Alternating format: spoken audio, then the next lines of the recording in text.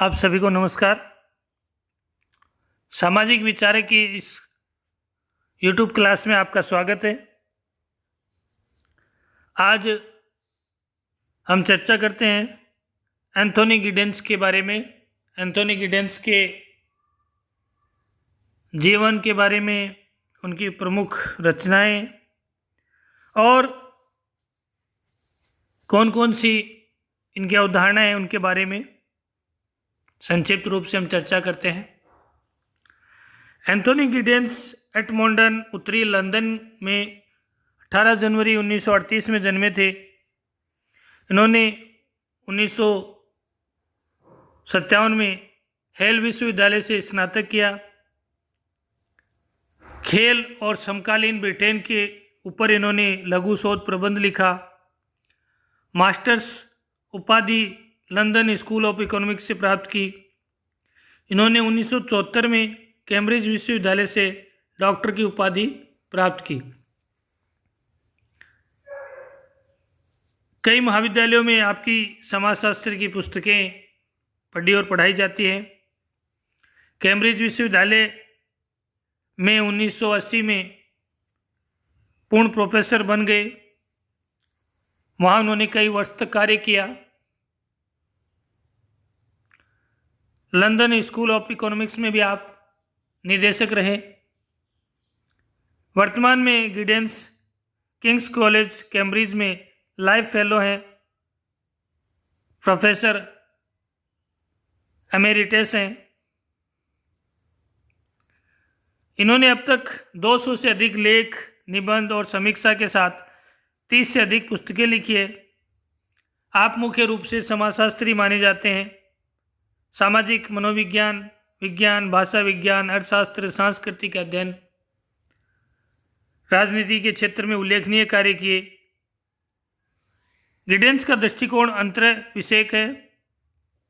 राष्ट्रीय और वैश्विक स्तर पर समाज के विकास के महत्वपूर्ण पहलुओं की इन्होंने व्याख्या की है और सैद्धांतिक मॉडल निर्मित किए। गिडेंस ने समाजशास्त्र की जांच पर समाजशास्त्र की भूमिका की भी परीक्षा की है। दूसरा, संरचनाकरण का इनका जो सिद्धांत है वो समाजशास्त्र में एक महत्वपूर्ण अवधारणा के रूप में माना जाता है। गिडेंस अपने करियर के प्रारंभ में समाजशास्त्र की भूमिका की एक नवीन समझ की स्थापना करना चाहते थे। उस समय प्रकार्यवाद समाजशास्त्र में एक महत्वपूर्ण अध्ययन पद्धति था। समाज का विश्लेषण कैसे किया जाए, इसके आधार पर गिडेंस ने कार्य और विचारधारा की। इन्होंने बृहद और सूक्ष्म सिद्धांतों के मध्य समन्वय स्थापित करने का कार्य किया। आपने समाजशास्त्री सिद्धांत में इन दोनों प्रारूपों को लागू करने का सुझाव दिया। आपके अनुसार समाजशास्त्रियों को सामाजिक संरचनाओं और उनमें रहने वाले लोगों का प्रत्यक्ष परिणाम के रूप में अध्ययन करना चाहिए। गिडेंस ने कहा कि समाजशास्त्र को कैसे अध्ययन करना चाहिए, यह पारस्परिक प्रभावित तरीकों का विचार करना चाहिए, संरचना और एजेंसी के मध्य रुचि लेनी चाहिए, किस प्रकार स्वरूप और पुनः स्वरूप निर्मित होते हैं।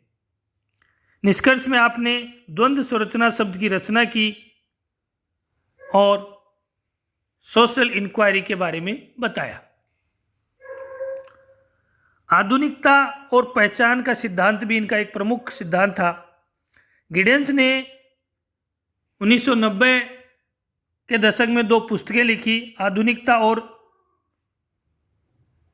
आधुनिकता एवं स्वयं पहचान के परिणाम। दोनों कृतियां पूर्व आधुनिकता, आधुनिकता और देर आधुनिक समाज के मध्य मतभेद का विवेचन करती है। आप इनमें से किसी को भी चुनने का मत व्यक्त नहीं करते। इनकी मान्यता है कि व्यक्तिगत क्रियाएं या कार्य के लिए और अधिक सोच विचार की आवश्यकता है। लोगों की पसंद सीमित है। पारंपरिक समाज में बाधाएं कम है, इसलिए अब व्यक्ति को अधिक सोच विचार करने के उपरांत क्रिया करनी चाहिए। परंपरागत समाजों में अधिक तनाव है। आज लोग अधिक कर्ता बन गए हैं। आधुनिक समाज बहुत अधिक एक प्रोजेक्ट समाज है, ऐसी चीज बन गया है जिसमें सोच समझकर ही क्रियान्वयन किया जाता है। कंटेम्प्रेरी पॉलिटिक्स और सोशल जस्टिस पे भी इन्होंने लिखा है। गिडेंस ने उत्तर आर्थिकी के बारे में विचार व्यक्त किए। गिडेंस बहुत अधिक आशावादी है। सामाजिक संरचना में उत्तरोत्तर परिवर्तन की आशा रखते हैं, परंतु परिवर्तन का कोई विकल्प इन्होंने नहीं बताया। एंथोनी गिडेंस आधुनिकता के बारे में कहते हैं कि अक्सर लोग बिना सोचे समझे आधुनिक शब्द का प्रयोग करते हैं। ये एक सामान्य शब्द है। सामाजिक जीवन या सामाजिक संगठनों में अनेक जटिल परिवर्तनों को संदर्भित करता है जो यूरोप में 17वीं शताब्दी से हो रहे हैं। इनके प्रभाव अच्छे बुरे संपूर्ण संसार में देखे जा सकते हैं। गिडेंस ने आधुनिकता की प्रकृति को समझने के लिए नवीन प्रयास विकसित किया जो सारगर्भित और प्रासंगिक है। आपने सुरक्षा, खतरे, विश्वास और जोखिम आदि शब्दों के आधार पर आधुनिकता की विवेचना की। आप कहते हैं कि आधुनिकता एक दोहरी धार वाली घटना है, हमारे लिए महान अवसरों का निर्माण करती है जिसका हम आनंद ले सकते हैं।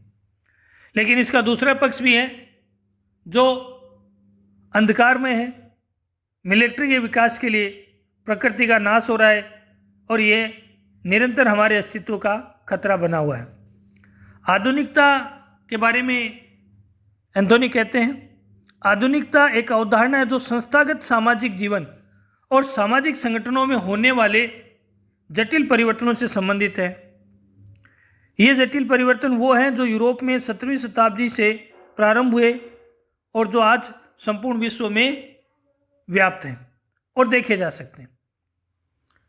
आधुनिकता एक ऐसी अवधारणा है जो सामाजिक जीवन और सामाजिक संगठनों के तरीकों को दर्शाता है। हम नवीन युग में खड़े आधुनिकता से उत्तर आधुनिकता की ओर उसे ले जा रहे हैं, परंतु गिडिंग्स इस संस्थागत रूपांतरण पर अधिक महत्व नहीं देता। उत्तर आधुनिकता जीन फ्रेंकोइज लियोटार्ड से संबंधित है, एक परिस्थिति है। उत्तर आधुनिकता का दृष्टिकोण ज्ञान के विषमताओं की बहुलता से देखता है, जहाँ पर विज्ञान और विशेषाधिकार की भूमिका वह नहीं निभा पाता। ज्ञान के बदलाव का एक प्रयास उत्तर आधुनिकता है। हेबरमास कहते हैं उत्तर आधुनिकता एक मानक प्रक्रिया है, एक सुसंगत ज्ञान मीमांसा संभव है। गिडेंस मानते हैं कि आधुनिकता से परे एक भिन्न व्यवस्था है जो उत्तर आधुनिक है, जिसे उत्तर आधुनिकता से भिन्न भी समझा जा सकता है। गिडेंस आधुनिकता की समीक्षा कैसे करते हैं, आधुनिकता के बारे में इन्होंने क्या कहा, कुछ ऐसे लक्षण इन्होंने बताए जो आधुनिकता कहे जा सकते हैं। आधुनिकता के युग में परिवर्तन होता है और ये गति प्रौद्योगिक प्रदान करती है। दूसरी बात, संसार के विभिन्न क्षेत्रों में परिवर्तन की गुंजाइश एक दूसरे से परस्पर संबंधित है। आधुनिक संस्थाओं की प्रकृति के कुछ आधुनिक रूप ऐतिहासिक युग से में विद्यमान नहीं थे। आधुनिकता एक दुधारी घटना है। आधुनिकता संस्थाओं का विकास और संपूर्ण विश्व भर में इनके प्रसार ने अवसरों को पैदा किया है, लेकिन इसके साथ ही एंथोनी गिडेंस बताते हैं कि कुछ निराशाजनक पहलू भी है। गिडेंस ने इसकी विवेचना की है। गिडेंस ने उदाहरण दिए हैं कि प्रौद्योगिकी कार्य को अपमानजनक रूप से स्वीकार किया गया है, लेकिन उसका पर्यावरण पर क्या प्रभाव पड़ेगा इसकी भविष्यवाणी नहीं की गई है। आज संसार एक भार और खतरा जिसे अनुमान से अधिक प्रभावित किया गया है। आधुनिकता का प्रादुर्भाव जो संसार में अधिक सुखी और अधिक सुरक्षित सामाजिक व्यवस्था देगा। गिडेंस ये तर्क देते हैं कि अब यह अधिक जोखिम वाला है, जो इतिहास में कभी भी नहीं हुआ, जैसा कि हमने इसकी दोहरी धार वाली प्रकृति आधुनिकता को संस्थागत कर दिया। गिडेंस लिखते हैं कि समाजशास्त्र एक व्यापक प्रकरण है और जिसमें सामान्यीकरण करना कठिन कार्य है। फिर भी आधुनिक संस्थाओं का निम्न 3 व्यापक आयोजित अवधारणाओं द्वारा विश्लेषण किया जा सकता है। आधुनिकता का संस्थागत निदान। समाजशास्त्र के विश्लेषण का प्रमुख केंद्र समाज है। समाजशास्त्रीय ज्ञान और आधुनिकता की विशेषताएं। आधुनिकता समय और स्थान परिवर्तन के घनिष्ठ संबंधों को समझने के लिए पूर्व में आधुनिकता के कुछ विरोधाभासों पर ध्यान देना होगा। पूर्व आधुनिक संस्कृतियों के पास समय की गणना करने के तरीके थे, लेकिन समय के साथ वो बदल गए। गिडेंस इनको कब और कहाँ से संबंधित वर्णन करते हैं। आधुनिकता की एक विषय कि यह समय स्थान से स्वतंत्र होती है। गिडेंस लिखते हैं कि समय और स्थान का अलग होना एक रेखीय विकास नहीं है। आज आधुनिकता ने समय और स्थान को पुनः जोड़ लिया है। जहाँ तक संबंधों और क्रियाओं की बात है, इसका उदाहरण समय सारणी का विकास है। आप कहते हैं कि आधुनिकता में समय और स्थान का सामाजिक संगठन और संस्कृति से घनिष्ठ संबंध है। गिडेंस का आधुनिक समाज से तात्पर्य है कि आज के समाजों से नहीं है, बल्कि उन समाजों से जिनमें आधुनिकता अच्छी तरह विकसित हो गई है। आपका कहना है कि ऐसे विकसित आधुनिक समाजों में आत्म पहचान एक अपरिहार्य मुद्दा बन गया है। वे लोग जिन्होंने कभी भी अपनी आत्म पहचान के संबंध में कभी प्रश्न और जिज्ञासा व्यक्त नहीं की, आवश्यक रूप से अपने संपूर्ण जीवन में रोजमर्रा की बातों में के संबंध में सोचने के लिए मजबूर है। जैसे अपने वस्त्र के बारे में वो कैसे लगते हैं, अवकाश के बारे में, संबंधों के बारे में, व्यवसाय के बारे में निर्णय कैसे लेते हैं। जबकि प्रारंभिक या पहले के समाजों में जिनमें सामाजिक व्यवस्था परंपराओं पर आधारित थी, उनमें व्यक्तियों को अधिक या कम परिभाषित भूमिकाएं प्रदान की गई थी। गिडेंस के इन्हीं विचारों को इस क्रम में हम व्यक्त कर सकते हैं।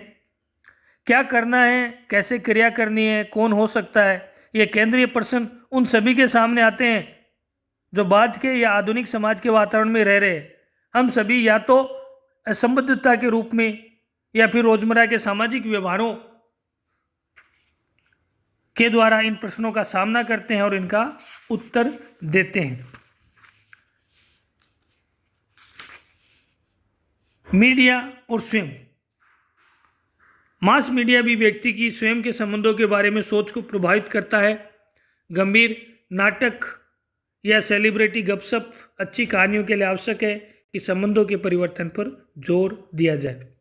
मीडिया द्वारा दी गई जानकारी और विचार मात्र सामाजिक जगत का चित्रण ही नहीं करता, बल्कि आधुनिकता लाने और समाज का आकार परिवर्तित करने में भी योगदान देता है।